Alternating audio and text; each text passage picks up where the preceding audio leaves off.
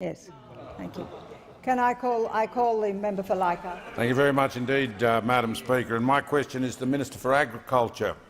Is the minister aware of the fact that the livestock cattle exporters in my electorate were severely compromised by the sudden ban on live exports in 2011? What action is the minister taking to deliver a sustainable livestock export trade that increases economic returns to farmers and exporters in the long term? I call the Honourable Minister for Agriculture. Well, thank you very much, Madam Speaker. I'd like to thank the honourable member for Leichhardt for the question. And before I start, Madam Speaker, I'd have to say that you are the best speaker that I've ever experienced. In fact, you are without comparison. Madam Speaker, it's not only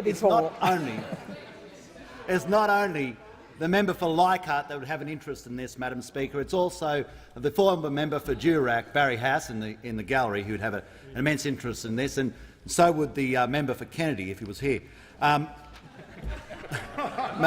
Madam Speaker, this issue really personified what the former government, the Labor government, was about. It was a sad day indeed when we woke up and found out that the country was not actually being run by the Labor government, it was being run by Four Corners. When we found out that one of our closest trading relationships, one of our most important partnerships, had been basically taken through the mud by reason of the rash and irrational actions of a government that just couldn't come to grips with the hard decisions. Ladies and gentlemen, and Madam in the gallery, and Madam Speaker, Madam Speaker, it's very important that we understand that from the moment the opportunity came to assist this industry, that the coalition put their shoulder to the wheel. Whether it was going to Richmond and actually meeting the people who were part of this fiasco that had been delivered to them not by drought but by the Labor government, not by drought but by the Labor government, that we had to do what we could within our power to try and assist this. Might I also note, Madam Speaker, that since we have been here, in the short duration of this coalition government, both the Prime Minister, the Minister for Trade, the Minister for Foreign Affairs have been to Indonesia, and in this quarter we will more than double the number of cattle going into Indonesia.